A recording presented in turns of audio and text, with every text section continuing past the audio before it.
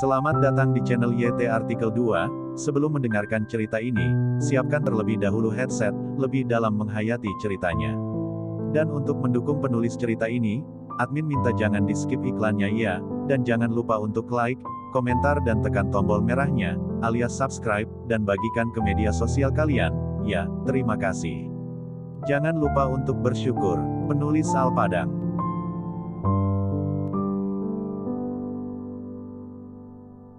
Episode 24, Kisah Seorang Cleaning Service yang ternyata anak orang kaya. Tidak ada yang bisa dilakukan lagi, gelasnya pecah, Rahman Wijaya marah. Ini adalah gelas anggur Yue Guang yang asli, gelas anggur Yue Guang yang berasal dari dinasti Qin.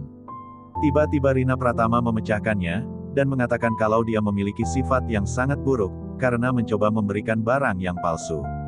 Melihat gelas anggur Yue Guang yang pecah di lantai, dia mengambil napas dalam-dalam, berusaha menahan emosi dalam hatinya. Ruben juga marah. Dia adalah seorang arkeolog, meskipun tidak seterkenal Eko, dia juga memiliki kemampuan untuk mengetahui keaslian barang-barang antik.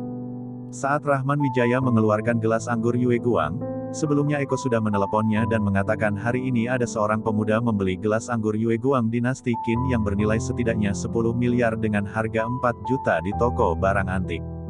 Dia tahu pemuda itu adalah Rahman Wijaya, dan gelas yang terlihat biasa saja itu, adalah gelas anggur Yue Guang yang asli. Dia hanya ragu selama beberapa detik, dan tidak disangka gelas itu dihancurkan oleh istrinya, dalam beberapa detik. Dia kesal sampai ingin memuntahkan darah.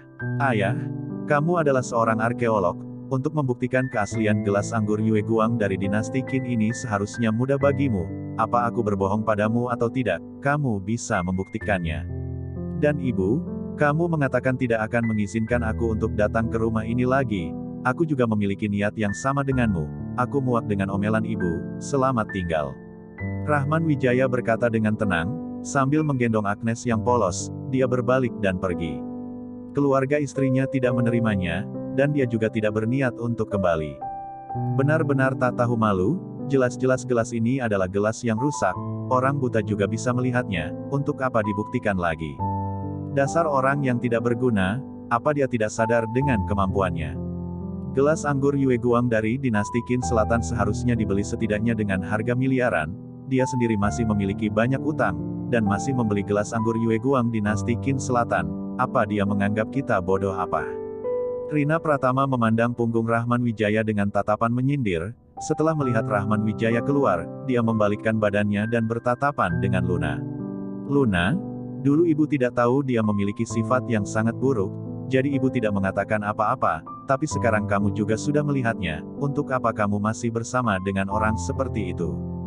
Di masa depan, dia tidak hanya akan menyakitimu, tapi juga Agnes, ceraikan saja dia, dengan keadaanmu sekarang, kamu masih bisa menikah untuk kedua kalinya, kamu bisa menemukan pria yang 100 kali lebih kuat darinya.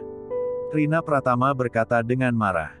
Dalam hatinya, Luna merasa sangat sedih, Rahman Wijaya semakin lama semakin mengecewakannya. Meskipun Profesor Eko bersedia membeli gelas ini seharga 300 juta dilihat dari manapun ini bukan gelas anggur Yue Guang. Meskipun kamu ingin bersaing dengan Rudy, setidaknya kamu harus mencari alasan yang masuk akal. Dari ratusan ribu barang, kenapa barang yang kamu bawa adalah barang seharga puluhan juta? Apa kamu bermaksud mempermalukan dirimu sendiri? Cukup, dasar kamu wanita sialan, apa kamu sadar dengan kebodohanmu barusan? Ruben tidak bisa menahan emosinya lagi, dia memukul meja dan berteriak. Gelas yang dibawa Rahman itu, jika dilelang, bisa terjual dengan harga di atas 10 miliar, malah dipecahkan begitu saja oleh istrinya sendiri. Bagaimana mungkin hal ini tidak membuatnya marah? Kamu, apa yang kamu bicarakan? Rina Pratama terkejut, tiba-tiba membalikkan badan dan menatap Ruben. Dengan ekspresi wajahnya terlihat kaku. Dia tidak menyangka suaminya marah pada dia untuk pertama kalinya, hanya karena menantu yang memiliki sifat yang jelek. Hal ini membuatnya terdiam sesaat. Aku bilang kamu adalah wanita sialan, dasar bodoh. Apa yang dikatakan Rahman Wijaya itu benar, cangkir ini adalah gelas anggur Yue Guang dari dinasti Qin, dan sekarang aku akan menunjukkannya pada dirimu yang bodoh ini. Ruben membuka botol anggur merah dengan kesal, lalu menuangkan anggur merah itu ke dalam mangkuk besar, kemudian mengambil pecahan gelas di lantai dan memasukkannya ke dalam anggur merah untuk direndam. Melihat Ruben yang serius, Rina Pratama mendengus. Pertama, dia akan menahan kemarahan dalam hatinya dulu, dan melihat bagaimana Ruben akan menjelaskannya. Luna dan yang lainnya juga menatap penasaran pecahan cangkir yang direndam dalam mangkuk. 2 menit kemudian, pecahan cangkir yang awalnya terlihat biasa saja mulai berubah secara ajaib. Adegan ini membuat semua orang menahan napas. Setelah 4 menit, pecahan gelas dalam anggur merah itu benar-benar berubah dari warna abu-abu menjadi hijau zamrud, dan karena warna anggur merah, warna hijau yang agak kemerahan, bahkan terlihat semakin mencolok. Ini benar-benar gelas anggur Yue Guang yang terbuat dari batu giok terbaik. Lisa tidak bisa menahan pujiannya. Semua orang dalam rumah langsung menghirup napas dalam-dalam. Terlepas dari apa itu adalah gelas anggur Yue Guang dari dinasti Qin, bahan yang digunakan untuk membuat gelas itu adalah batu giok yang sangat berkualitas. Bahkan jika itu bukan dari dinasti Qin, dan hanya batu gioknya saja, barang itu bisa terjual dengan harga di atas puluhan juta. Semua orang tidak lagi meragukan Rahman Wijaya. Dasar bodoh, apa kamu tahu berapa banyak uang yang baru kamu buang karena memecahkan gelas itu? Ruben menatap Rina Pratama dengan tatapan kesal. Rina Pratama tidak bisa berkata apa-apa, sekarang dia benar-benar menyesal. Gelas anggur Yue Guang yang bisa terjual dengan harga 10 miliar dan dengan sekejap menghilang karena dia membantingnya. Dia baru saja membuang uang puluhan miliar dengan tangannya sendiri, hatinya sedang kacau sekarang. Kakak, dari mana kakak ipar mempunyai uang untuk membeli gelas anggur Yue Guang? Ini adalah harta senilai ratusan miliar.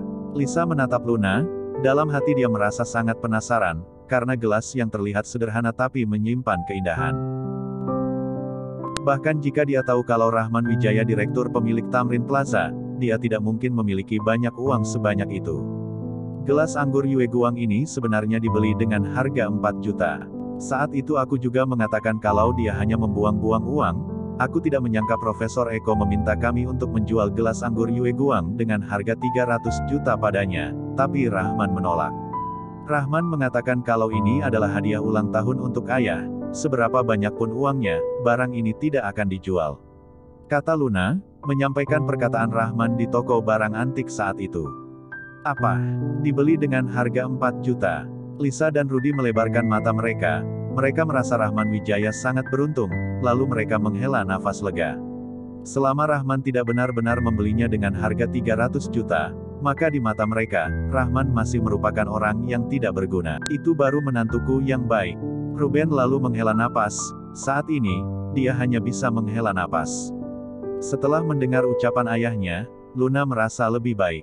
Lisa dan Rudy merasa agak malu, dan dalam hati, mereka merasa agak kesal dengan Rahman Wijaya. Kamu mengatakan kalau kamu akan keluar, tapi kamu masih saja merebut perhatian dari kami, ini bukanlah yang benar. Setelah Rahman pergi dari rumah keluarga mertuanya, dia menelepon Alex. Paman Alex, tolong bantu aku untuk memeriksa Sergio, orang yang membuka supermarket itu, ucap Alex. Ya, ayah dan anak yang berpura-pura mengenalmu untuk menipu istriku, tolong beri mereka peringatan. Rahman menutup telepon setelah dia selesai berbicara. Meskipun dia tidak bisa mengekspos Rudy di tempat, bukan berarti dia akan melupakan masalah ini begitu saja. Kalau kamu menipu Lisa dan Rina Pratama, dia bisa mengabaikannya, tapi jika kamu menipu istriku, maka aku tidak akan membiarkanmu. Tidak lama setelah Rahman Wijaya menutup telepon, Rudy, yang sedang makan di rumah keluarga Ruben, mendapat panggilan telepon. Begitu Rudy melihat itu adalah ayahnya, dia langsung mengangkat panggilan itu. Bahkan menyalakan speaker. Karena hal yang terjadi sebelumnya, Rudy merasa sangat bangga dan mengangkat telepon ayahnya di depan banyak orang. Ayah, ada apa? Rudy bertanya sambil mengunyah sayur. Anak bodoh, apa kamu tahu kamu sudah membuat ayahmu malu? Sergio berteriak marah. Rudy terkejut saat mendengar ayahnya marah, dan dia belum menyadari kesalahannya. Barusan, sekretaris pengusaha terkaya Yo sudah meneleponku, dan mengatakan kalau kamu menipu Rina Pratama dan Luna dengan memanfaatkan namanya, jika kamu tidak segera meminta maaf pada mereka. Perusahaan global bukan hanya akan membuat kita bangkrut, tapi juga akan menuntut kita karena penipuan. Jadi, bagaimanapun caranya, sekarang, dan secepat mungkin, bantu ayah minta maaf kepada Rina Pratama dan Luna, kamu harus mendapatkan maaf dari mereka. Lanjut Sergio dengan emosi. Keluarga Ruben juga mendengar suara-suara Sergio yang terdengar marah, ekspresi wajah mereka semua berubah, dan satu persatu, mereka menatap Rudy dengan tatapan marah. Bahkan Lisa saat ini sangat kesal, karena merasa ditipu oleh Rudy. Tidak disangka pria yang ia pikir baik ternyata penipu. Bersambung.